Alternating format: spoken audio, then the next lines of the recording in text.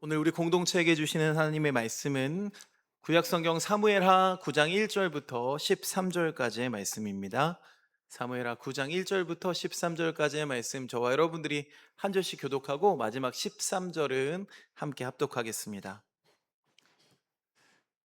다윗이 이르되 사울의 집에 아직도 남은 사람이 있느냐? 내가 요나단으로 말미암아 그 사람에게 은총을 베풀리라 하니라.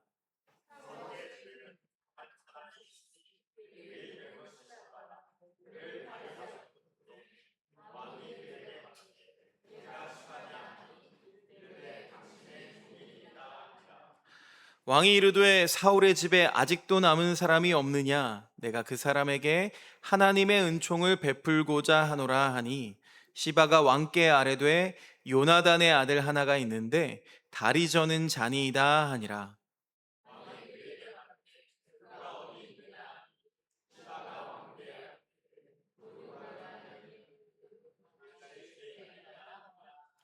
다윗 왕이 사람을 보내어 로드발 암미엘의 아들 마길의 집에서 그를 데려오니,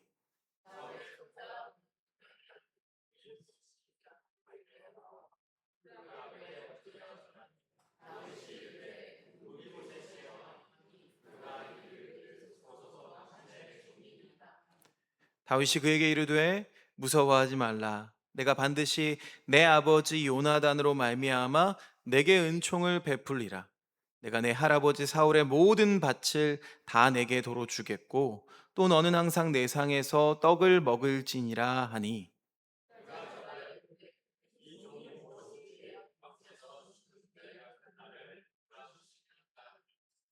왕이 사울의 시종 시바를 불러 그에게 이르되 사울과 그의 온 집에 속한 것은 내가 다 내 주인의 아들에게 주었노니,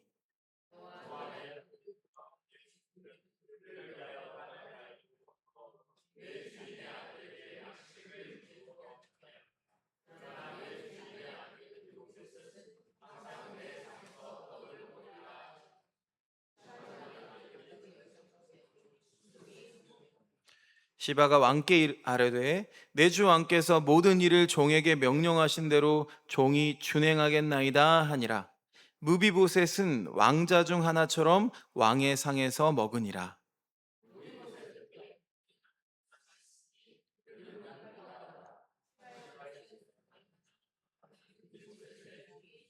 13절 함께 읽겠습니다.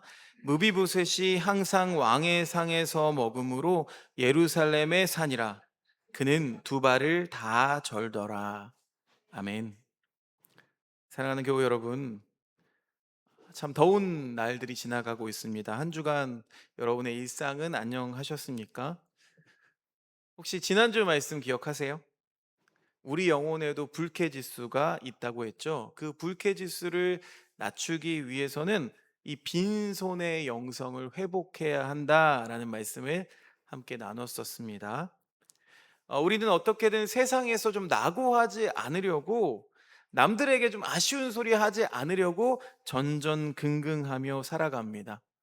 그래서 소셜 네트워크 상에서 보면은 온통 멋진 사람들 뿐이죠. 성공한 사람들 뿐이고요. 아무 문제 없어 보이는 사람들 천지입니다. 맛있는 음식을 먹고 멋진 곳을 여행하고 그들의 커리어는 막 탄탄대로를 달리는 것처럼 보여요. 그 틈바구니를 우리가 살아가려고 하다 보니까 우리는 본능적으로 괜찮은 척하는 자세를 취합니다. 우리 옆 사람에게 이렇게 인사해 볼까요? 괜찮으세요? 이렇게 인사해 봅시다. 물어봅시다. 시작. 괜찮으세요? 물어보면 어떻게 대답하세요? 괜찮아요. 뭐 별 문제 없어요. 어, 친구들한테 나 요새 되게 잘 지내. 아무 문제 없어. 이렇게 이야기하는데 실제로 우리 영혼은 어때요? 영혼은 막 삐걱거리고 속은 메말라 가는데도 겉으로는 이렇게 완벽한 인자한 미소를 짓고 있는 거죠. 그런데 묻고 싶습니다. 정말 괜찮으십니까?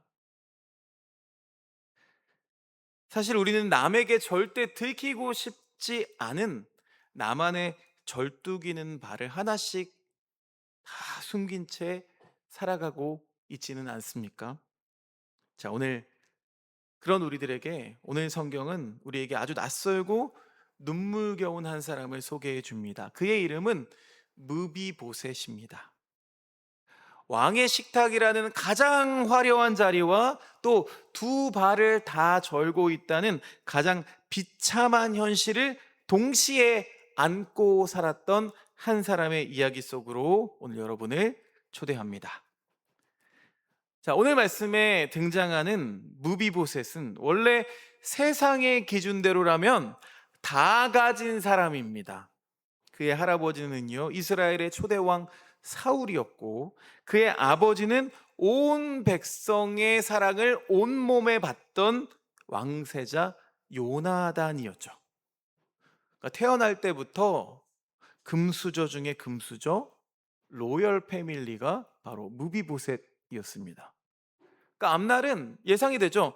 탄탄대로의 미래만 보장이 되는 것 같았어요. 그런데 인생이 참 잔인합니다. 단 하루 만에 그의 모든 세상적인 안정감이 산산조각이 나요. 길보아 전투에서 할아버지와 아버지가 동시에 전사했다는 청천벽력 같은 소식이 날아듭니다. 이제 사울 왕조에서 다윗 왕조로 왕조가 바뀌는 그 피의 소용돌이 속에서 당시 5살 배기던 배기밖에 되지 않던 이 무비보셋을 안고 도망치다가 유모가 다급한 마음에 이 무비보셋을 떨어뜨리고 맙니다. 그 사고로 무비보셋이 두 발을 다 절게 되었어요. 자, 보세요. 한순간에 가족을 잃었고 지위를 잃었고 또 신체의 건강마저 잃어버린 채 이제 그가 도망쳐서 살던 곳의 이름이 뭐였냐면 로드발이었습니다. 로데발. 이 로드발이라는 히브리 단어의 뜻은 아무것도 없는 곳, 초원이 없는 황무지라는 뜻입니다. 황무지, 말 그대로 버려진 땅, 단절된 곳을 의미합니다. 그렇게 이 무비보셋이라는 사람은 인생의 모든 소유, 모든 가능성을 빼앗겨 버린 채 그냥 먼지 날리는 이 황무지 골짜기 속에서 숨어서 하루하루 죽은 듯이 살아갔습니다. 여러분, 이 무비보셋이 꼭 우리의 모습 같지는 않나요? 우리도 어느 한순간에 일이 꼬일 때가 있잖아요. 어제까지만 해도 잘 풀리는 것 같던 인생이 한순간에 삐걱거리고요. 또 믿었던 관계가 한순간에 깨지기도 하고요. 열심히 준비했던 시험, 취업 이런 것들에 실패하기도 하고 갑작스럽게 건강에 적신호나 재정적인 결핍이 그렇게 갑작스럽게 찾아온다고요. 자, 그럼 그때 우리 영혼이 도망쳐 숨는 곳이 어디라고요? 바로 로데발이라고요. 아무런 소망도 없고 누구의 관심도 받지 못하는 것 같은 고독한 황무지를 말합니다. 우리는 그 로데발에 누워서 각자의 로데발에 누워서 탄식합니다. 아, 내 인생은 이제 끝났구나. 나는 이제 쓸모없는 존재가 되어버렸구나. 그렇게 소망을 잃고 잊혀져 가던 무비보셋에게 어느 날 갑자기 날벼락 같은 소식이 들립니다. 자, 이제 권력의 정점에 선 다윗 왕이 자신을 찾는다는 전갈이었어요. 여러분, 무비보셋의 마음이 어땠을까요? 심장이 덜컥 내려앉았습니다. 우리나라도 그렇지만 당시 고대 근동의 상식이라면 왕조가 바뀌게 되면 이전 왕조의 자손들이 어떻게 돼요? 다 죽어요. 그러니까 씨를 말립니다. 숙청하는 게 당연했어요. 자, 무비보셋은 사울 왕가의 마지막 핏줄이죠. 자, 드디어 내가 숨어 살았는데 걸렸다. 드디어 올 것이 왔다라고 생각한 거예요. 아, 이젠 꼼짝없이 죽었구나. 이렇게 바들바들 떨면서 다윗 왕 앞에 엎드립니다. 다윗 왕의 얼굴을 쳐다보지도 못하고요. 납작 엎드려 있는 이 무비보셋에게 다윗이 건넨 첫 마디가 뭘까요? 예상을 뒤엎는 첫 마디가 등장하죠. 사무엘하 9장 7절 말씀 세번역 성경으로 함께 읽어보겠습니다. 시작. 겁낼 것 없다.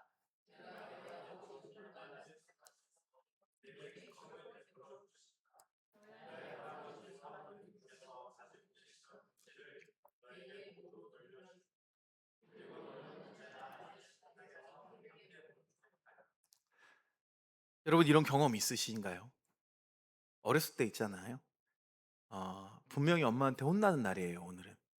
근데 엄마가 혼내지 않으시고 반찬도 막 고기 반찬 해 가지고 "밥부터 먹자." 막 이렇게 밥 차려 주시면 마음이 굉장히 불편하죠. '아 나 분명히 오늘 혼나야 되는데.' 근데 알고 보니까 아빠랑 약속한 거죠. '오늘은 혼내지 마.' 아빠의 약속 때문에 엄마가 화를 죽이고 이 아이를 극진하게 대접해 주는 거예요. 딱 그런 모습입니다. 자, 여기서 이 한 절에서 우리가 복음의 어쩌면 가장 중요한 신학적인 뼈대를 발견할 수 있어야 합니다. 다윗이 왜 무비보셋에게 이렇게 엄청난 은혜를 베풀고 있는 거라고요? 무비보셋에게 어떤 쓸모가 있어서요? 정치적으로 어떻게 이용할 수 있어서요? 아니면 무비보셋이 다윗에게 어떤 공을 세워서 그랬을까요? 아닙니다. 다윗은 명확하게 선언하고 있어요. 내가 내 아버지 요나단으로 말미암아 내게 은총을 베풀리라. 여러분 여기서 은총에 해당하는 히브리어 단어가 바로 하나님의 조건 없는 계약적인 사랑을 뜻하는 헤세드입니다. 헤세드. 그러니까 다윗은 과거에 자신의 친구였던 요나단과 맺었던 그 사무엘상 20장의 생명의 언약을 기억한 거예요. 또 그 약속에 신실하기 위해서 은혜를 지금 무비보셋에게 베풀고 있는 겁니다. 즉 무비보셋에게 은혜를 입은 근거가 무비보셋 자신에게 있는 게 아니라 오직 요나단, 자신의 아버지 요나단이라는 중보자가 남겨준 약속 때문이었다고요. 여러분 이게 바로 구원의 신학 또 복음의 정수입니다. 하나님께서 죄로 인해 마른 뼈 같고 로드발 황무지에서 주저앉아 있는 우리들을 찾아오셔서 하늘의 식탁에 앉혀주시는 이유가 뭘까요? 우리가 도덕적으로 완벽해서요? 아닙니다. 우리의 중보자이신 예수 그리스도 때문에, 그 예수 안에 세워진 그 새 언약으로 말미암아 우리가 하나님의 헤세드를 누리게 되는 줄로 믿습니다. 우리가 무언가를 증명하지 않아도 여전히 쩔뚝거리는 죄인이라고 할지라도 주님은 그 예수 그리스도의 공로를 보시고 우리를 그 하나님의 자녀라는 거룩한 식탁으로 초대해 주십니다. 자, 그런데 무비보셋이라는 사람이 다윗의 식탁으로 나오기까지의 과정을 좀 복기해 보면 아주 대조적인 두 인물이 등장하는 걸 알 수가 있어요. 첫 번째 인물은 사울 가문의 종이었던, 그러니까 사울 전체 가문의 종이었던 시바라는 사람입니다. 어감도 벌써 이상하죠. 다윗이 사울의 집에 남은 자를 물었을 때 이 시바가 무비보셋의 이름을 부르는 대신에 굳이 이렇게 답을 하죠. 9장 3절 세번역 성경으로 함께 읽어보겠습니다. 시작. 그러자 시바가 왕에게 대답하였다.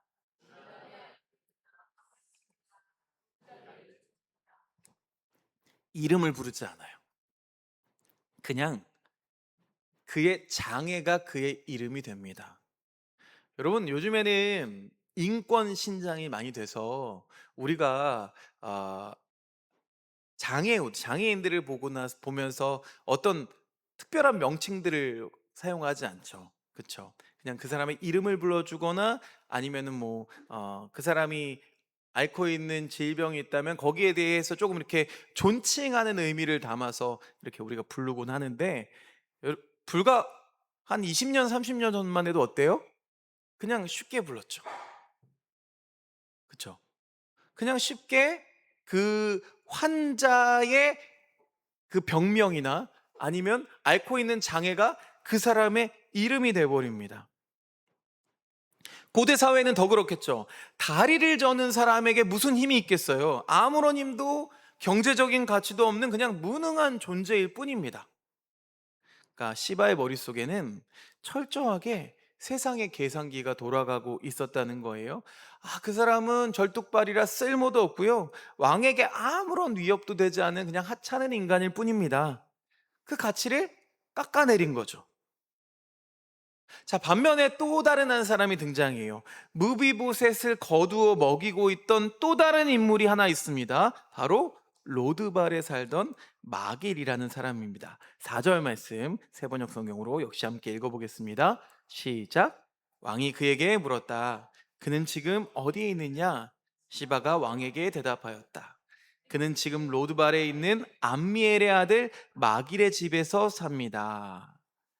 마길, 마길이라는 사람은 어떤 사람이에요?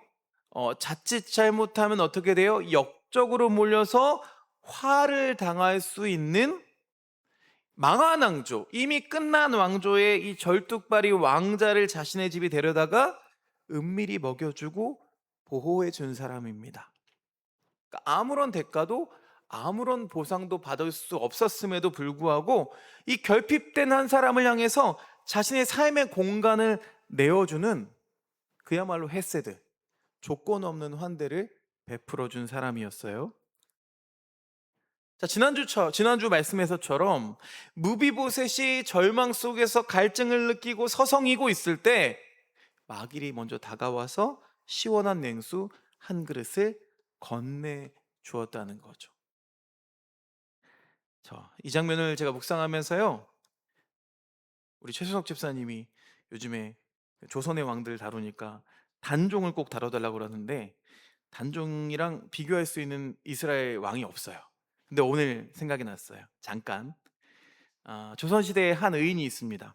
바로 어몽도입니다. 이제는 영화를 통해서 많은 분들이 알고 계시리라 믿습니다. 영월의 호장이었던 어몽도가 이 마길처럼 어린 단종을 모십니다. 단종이 어떻게 돼요? 결국 세조에게 죽임을 당하고 영월 동강에 버려지죠. 그런데 그 버려진 어린 단종의 시신마저 이 어몽도가 거둡니다.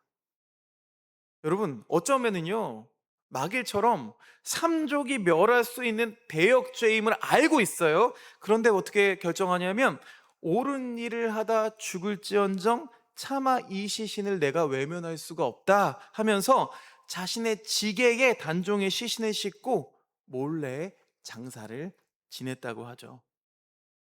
자, 로드발의 마길 그리고 어몽도의 모습이 같이 겹쳐 보였습니다. 이들은 정치적인 계산기를 두드린 게 아니었어요. 망한 왕조의 그 자손을 거두는 게 자신에게 어떤 불이익으로 돌아올 것인지를 알면서도 오직 그 생명을 불쌍히 여기는 마음, 그 마음 하나로 자신의 모든 것을 걸고 환대했다는 겁니다. 무비보셋에게 있어서 마길이 베풀어 주었던 그 밥 한 끼, 그 잠자리 하나가 그의 생명을 유지할 수 있는 유일한 생명 그 자체였다는 겁니다. 여러분, 다시 말씀드리지만 하나님 나라는 이런 겁니다. 우리가 뭔가 업적을 쌓고 이름을 날려야만 하나님 나라가 임하는 게 아니라고요. 내가 먼저 하나님의 그 거저 주시는 그 환대, 헷세들을 내가 경험하고 그 은총에 내가 빚진 자가 돼서 지금 로드발의 황무지에 숨어서 쩔뚝거리고 있는 지체들에게 기꺼이 냉수 한 그릇, 밥 한 끼, 따뜻한 말 한마디를 내어줄 때에 그 마길의 용기, 어몽도의 의리가 시작되는 곳이 어디라고요?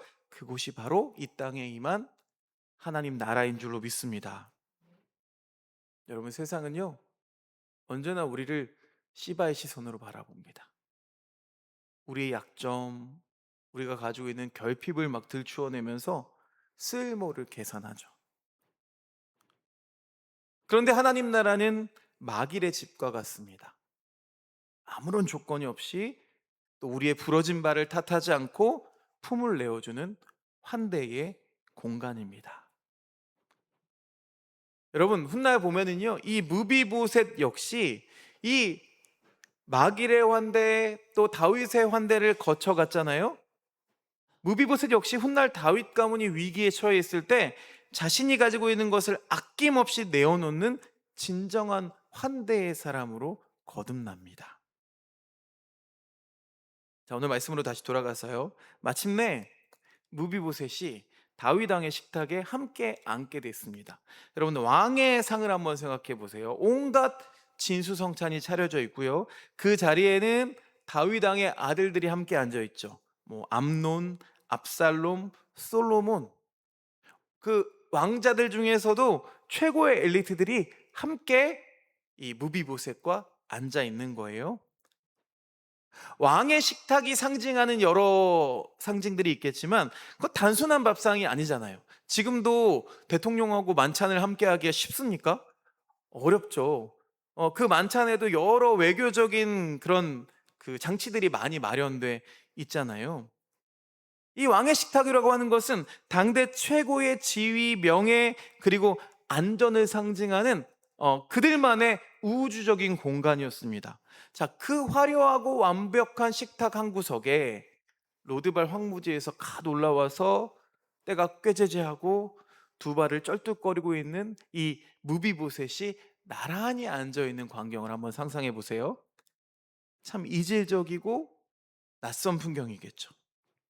하지만 다윗의 식탁에서는 그 누구도 이 무비보셋의 약함을 두고 수군거리지 않습니다. 심지어 그런 마음이 있어도 말할 수 없죠. 왜요?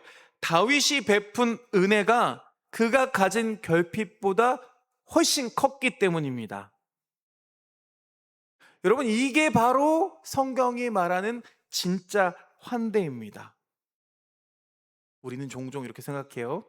내가 나중에 더 성공해서, 더 많이 가져서 하나님의 일도 멋지게 하고 사람들도 잘 대접해야지, 이렇게 생각해요. 그러니까 힘을 가져야만 호스트가 될 수 있다고 믿고 있기 때문에 그래요. 그런데 하나님 나라는 이와 다르다고요.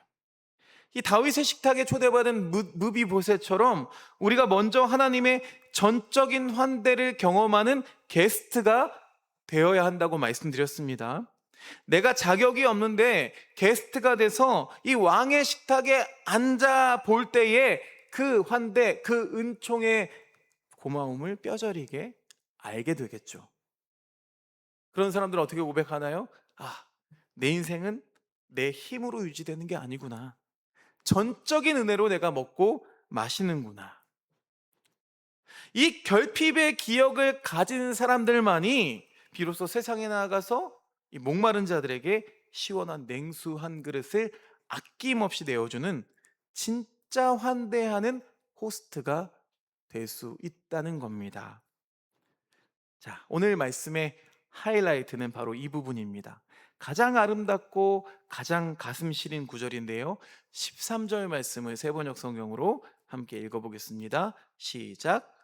무비보셋은 언제나 왕의 식탁에서 먹었으며.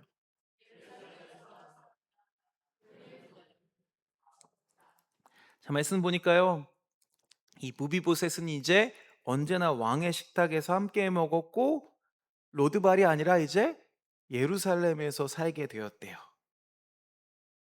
왕의 식탁에 초대받아서 신분이 다시 상승했고요. 또 예루살렘 중심에 살게 되는데 성경은 굳이 마지막 문장에 그는 두 발을 다 절었더라라는 슬픈 현실을 왜 환기시키고 있는 걸까요?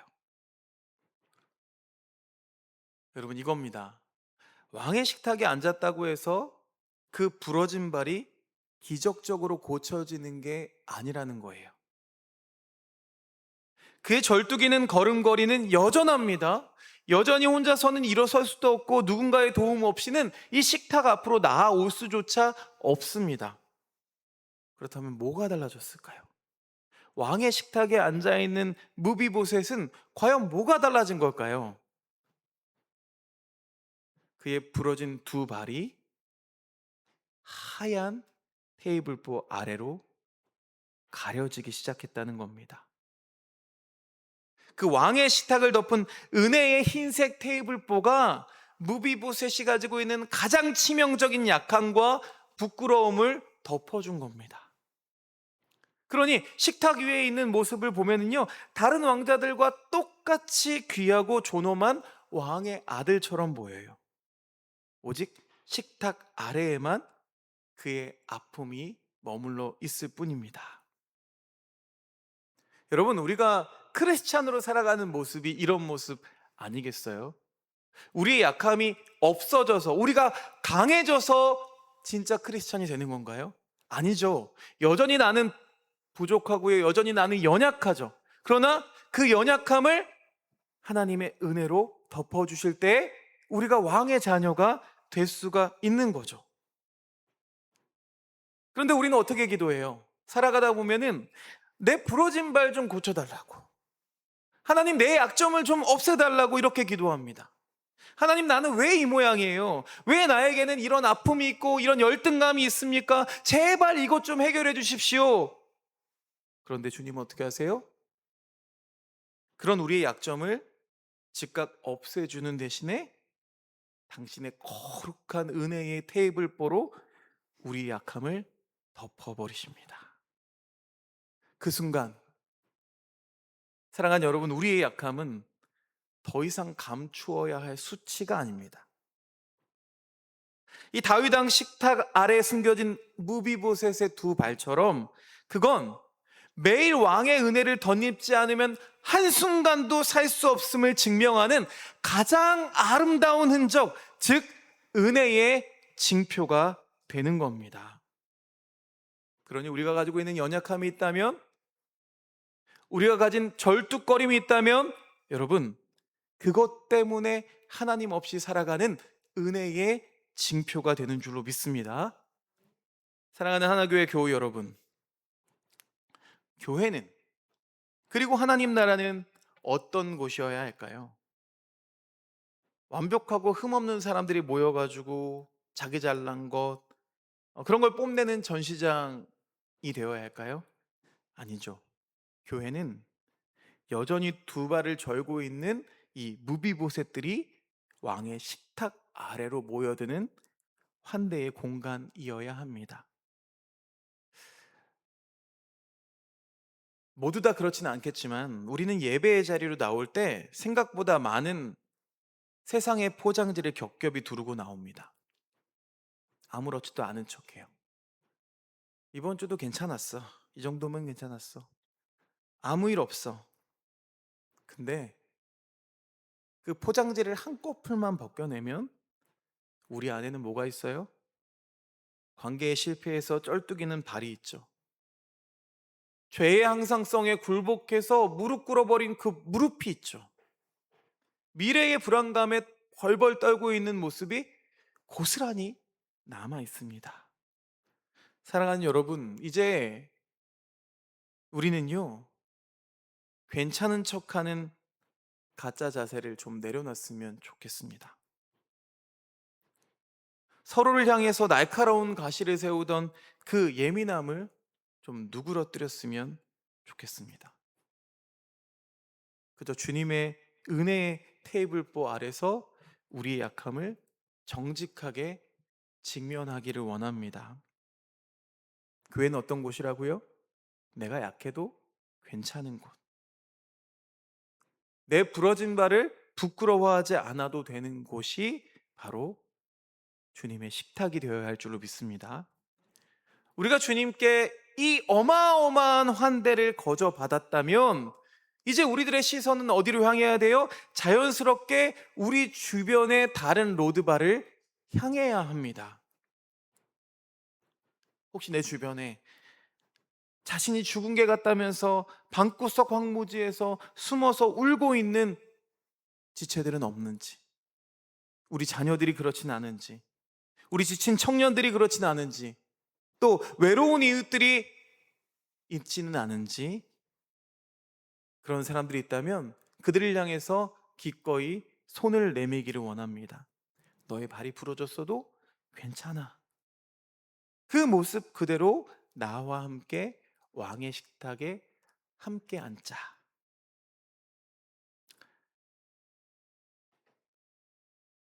우리가 좋은 취지로 하고 있는 사역들이 참 많이 있죠. 1층에 내려가 보시면 이웃들과 함께 음식, 물품들을 함께 나누기도 하고요. 또 우리 행복 나눔 펀드를 시작했는데 돈이 모이고는 있는데 흘러가지를 않아요. 우리가 아직 이런 훈련이 잘 안 돼 있는 것 같아요. 내 주변에 로드발에 상처받고 절뚝거리는 사람들이 잘 보이지가 않는 거죠. 하나님의 환대를 우리가 충분히 제대로 누리고 있지 않아서 그런 것 같아요. 너무 괜찮은 척해서 그런 것 같아요. 참 역설적인 표현이지만 이 따뜻한 냉수 한 그릇 같은 초대가 우리 삶에서 시작이 될 때, 우리들의 삶에서 시작이 될 때, 여러분, 우리 교회는 이 세상을 치유하는 거룩한 영적 병원이 될 줄로 믿습니다. 말씀을 맺습니다. 무비보셋은 평생 다리를 절었습니다. 그러나 이제 더 이상 그는 도망자로, 거지로 쩔뚝거리는 게 아니었어요.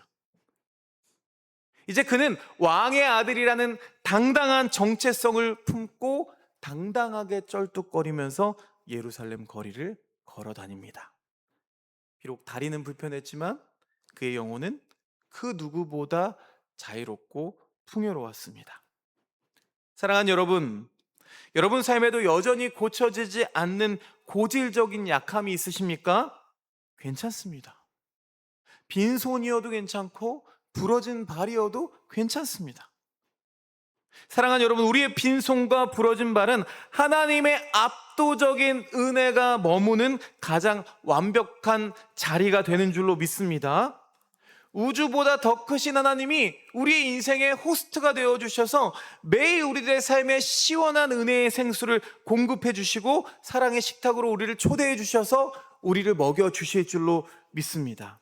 그러니 이번 한 주간 우리가 도전하기는 세상이 말하고 있는, 세상이 요구하는, 세상이 계산하는 그 가짜 안정감이라는 포장지를 과감하게 찢어버리시기를 주님의 이름으로 축원드립니다.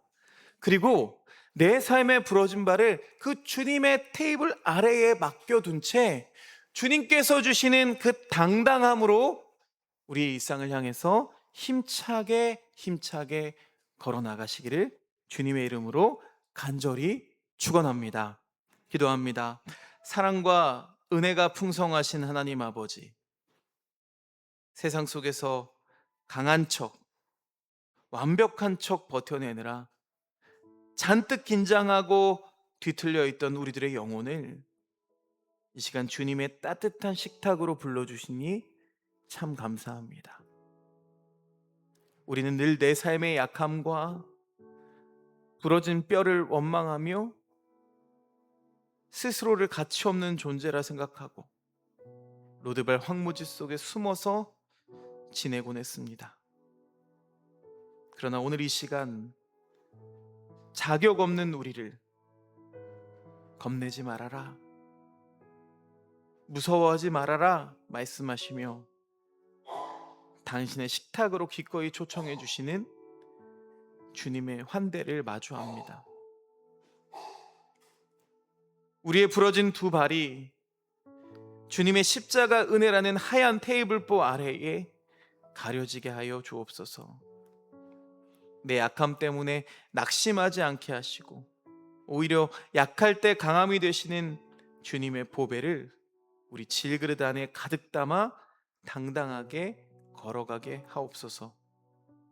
그리하여 우리 또한 세상에 목마르고 쩔뚝이는 이웃들을 향해 시원한 냉수 한 그릇을 건네며 기꺼이 그들의 물 한 잔이 되어주는 환대의 통로로 살아가게 하여 주시옵소서.